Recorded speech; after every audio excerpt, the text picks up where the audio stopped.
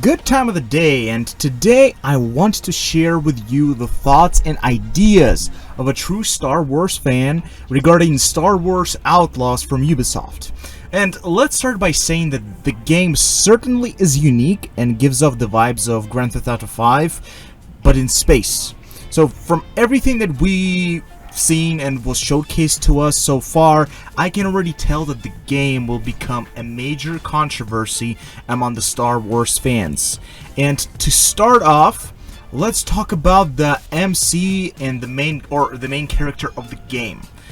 The options Ubisoft probably considered was the character builder, but that would double the cost of production, since you would have to voice all replicas by two different voice actors, male and female. So I understand why Ubisoft didn't do it, but it would definitely be a gigantic plus in their scoreboard. Second thing that would be a drastic improvement are the suits. More specifically, the costumes and the cosmetics. I truly hope that for the sake of money, Ubisoft did not implement microtransactions that involve suits with zero benefits for the real money. And if they are for the real money, it would be great if it offered additional perks. Let's just say Beskar armor, or at least portions of it, could slow the movement down, but it would double the life bar, or an Imperial armor that would make you go with the awareness meter from the Assassin's Creed games. It would make an infiltration much more interesting and easier. You would still be able to enter the facility, but you would have to be very careful with who you speak. And also, the attire change, like in RDR2 or Red Dead Redemption 2, to throw off the bounty hunters and the assassins that come after you, would definitely make the most sense, since a lot of you would probably go into space to avoid the bounty hunters on the planet. The third improvement is absolutely a necessity. Those are the ships and the speeders. I understand that the developers put a lot of work into the aspects of the game regarding the customization of those things, but they can implement the system of ships from Starfield. You can steal a ship from either syndicates or the Empire and sell them to either the syndicates or some black market person, but you would have a choice to either make this ship your new home or simply a means to escape your enemies. And as for speeders, different speeders would give you certain advantages over terrain, and the system would be the same with the ships. You either make it your own new bike, or just sell it for the black market, or to some pirates. That would definitely make the game much more entertaining, and it would make it saturated with content. The fourth thing that would definitely help is the expanded arsenal of weapons that you can store with you. It can be the same system with Red Dead Redemption 2. The standard weapon that always is with you would be the blaster with pre-selected mode, or a pair of blasters with two pre-selected modes, and you can have them available with you every time. But you also would be able to carry either one big gun behind your back, which would slow down your mobility and speed, or two medium-sized rifles that would give you advantage, like a sniper rifle and the assault rifle. I also hope that at least one rifle in the game disintegrates your enemies like we saw in The Mandalorian, because we all finally saw it since episode 5, and it would be a complete disaster if none of the fans would experience it as their own. The fifth greatest improvement that Ubisoft must make regards the world saturation. Look, I know that Valhalla was a controversial game, but one thing it was definitely loved for is the world saturation. Almost everywhere you go, you can find the strangers that you can talk to. The fauna and the flora always make you want to interact with animals or stop and enjoy the beautiful sights. From what the first-hand players reported was that they can travel around a whole planet in 5 minutes on 3 planets out of 5. I truly hope it is not entirely true. The sixth improvement Ubisoft must address is probably the most important one. The famous characters that everybody looks and loves for. We understand that we will interact with Jabba, Kira, the Pikes, and the Nuasaga clan. But I want to see Hondo Onaka, the greatest pirate to ever live. Authors have a chance to tell us about Hondo's downfall or his second rise with Felch from Rebels. Also, you can transport Vizago, Asmorrigan, or even run into Han Solo or Lando Calrissian on one of the missions. But the story I am most interested to see is the story of Maul's downfall to the state we saw in the Rebels.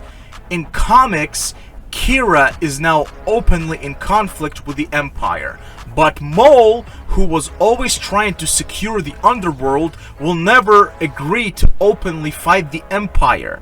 This is a chance to tell numerous stories of beloved characters that were shown in the comics and make them canon, or tell new stories of an entirely new characters that will be beloved in the DLCs. The possibilities of DLCs are limitless, and they should definitely make more than 2 DLCs that focus separately on each character and on each story arc. The 7th adjustment Ubisoft must definitely include is the ties to the Force in any way possible. You can add a Kyber crystal into the Crimson Dawn Syndicate vault, or make Pike store a dysfunctional lightsaber in their vault, while the Ashiga clan might have a blade of the Ronin from Vision Season 1, Episode 1, but you can make it a simple blade that does not light up, pretty much a katana display, or something that will show the Japanese and Chinese cultures of Ashiga clan, because that definitely where the inspiration came from for them. And the 8th adjustment must be the uniqueness of each syndicate. You can add a collection of failed bounty hunters in Jabba's palace, like we saw frozen in Carbonite. Like we saw Han Solo was frozen, but you can add 6 or 7 different bounty hunters that failed Jabba throughout the time that he wanted to make an example of to never fail him. Or simplicity, the elegance of Crimson Dawn.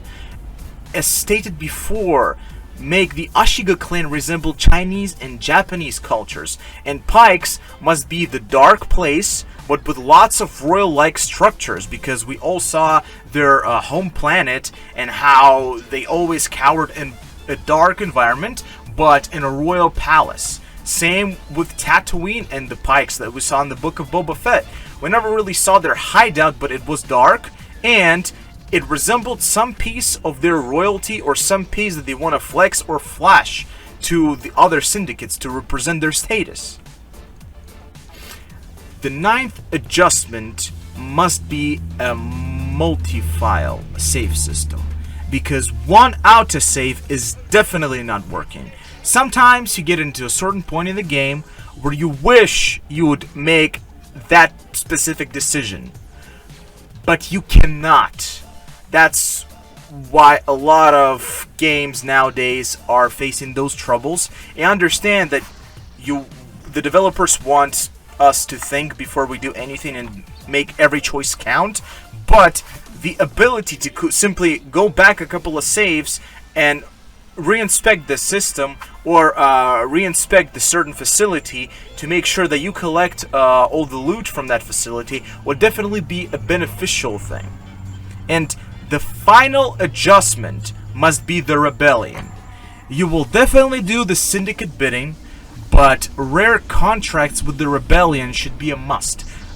I would not really say that the rebellion would hire smugglers, that they would trust them to do their bidding, but rebellion would definitely hire someone to transport certain things, or make a couple of introductions, as Bail Organa did with the first Rebel cell, as we saw in the Rebels.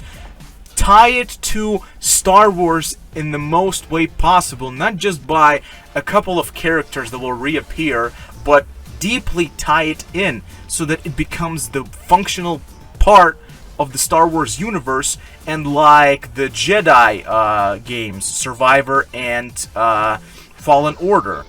They are now a part of the Star Wars galaxy, so if you want to experience the full story, you must play those games or watch the walkthrough on YouTube or any other platform that provides this.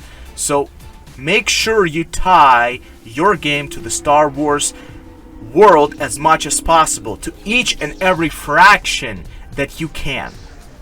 And that is the end. As of yet, the game definitely shows great potential. But if you make these certain adjustments, the game will be legendary. And if any Ubisoft or Lucasfilm employee finds this video, please hire me. I'll greatly appreciate it, because a devoted Star Wars fan will be glad to work on something, even though if it's just for minimum wage. I read all the comments, so be sure to leave a lot of them. And thanks for your attention. Have a delightful day.